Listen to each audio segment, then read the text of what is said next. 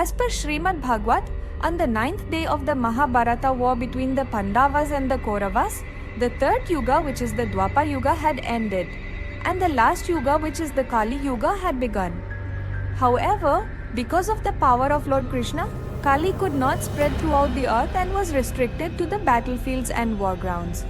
Although the full effect of Kali Yuga started after the demise of Sri Krishna, Krishna knew very well what would Kali Yuga bring along. As per the Uddhava Gita and Srimad Bhagavad, once the four Pandavas, Arjun, Bhim, Nakul and Sahadev, asked Krishna, "What is Kali Yuga?" Krishna smiled and said, "Let me demonstrate to you the situation of Kali Yuga." He took a bow and 4 arrows and shot them in 4 directions and ordered the 4 Pandavas to go and bring them back. Each of the 4 Pandavas went into the 4 different directions to search for the arrows.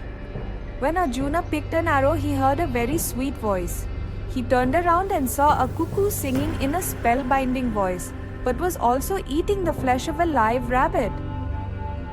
Arjuna was very surprised to see the gory act by such a divine bird, and he left the place immediately.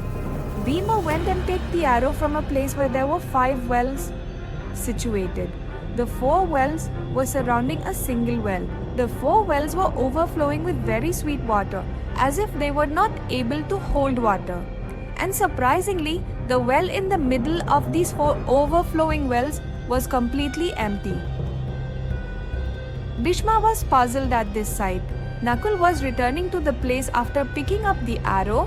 He stopped at a place where a cow was about to give birth. After giving birth, the cow started licking the calf, but continued to lick it even after the calf was clean.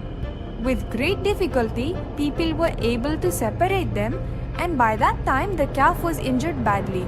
Nakul was puzzled by the behavior of such a calm animal. Sahadev picked an arrow which fell near a mountain and saw a big boulder falling.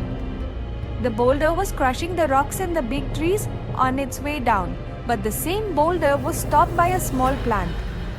Sahadeva was so amazed at the sight. The 4 Pandavas returned to Lord Krishna with the arrows. They placed the arrows at Lord Krishna's feet and requested him to explain the meaning of the mysterious sights that each of them had witnessed. Lord Krishna smiled and began explaining. To the first scenario of Arjuna, Krishna says, "In Kali Yuga, the pious men and saints will be like the cuckoo.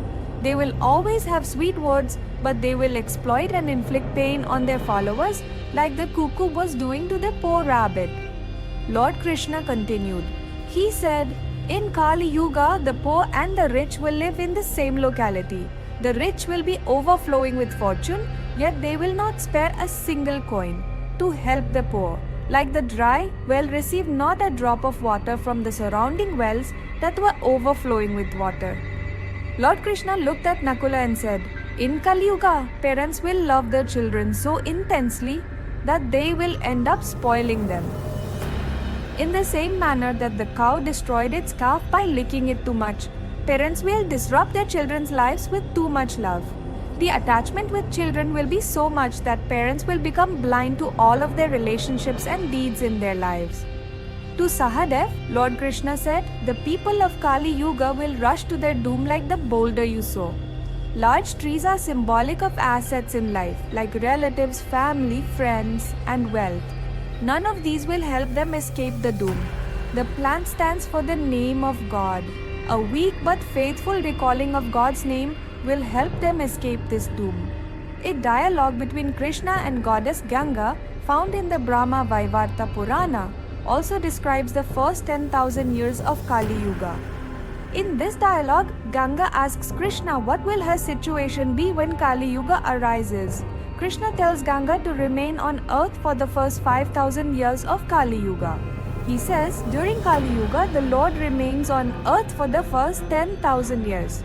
Till that time, the images of gods and the scriptures besides the Puranas are also adored. For half that period, which is the first 5,000 years, Ganga and all the holy places would also enjoy their sanctity. And during that time, the village deities would also be worshipped besides the intellectuals and the Vedas. But later, after the first 10,000 years, the world will lose all its righteousness, and people will be corrupt and will perform evil on a daily basis. People will fight over petty things like religion and land. Diseases and afflictions plague every human.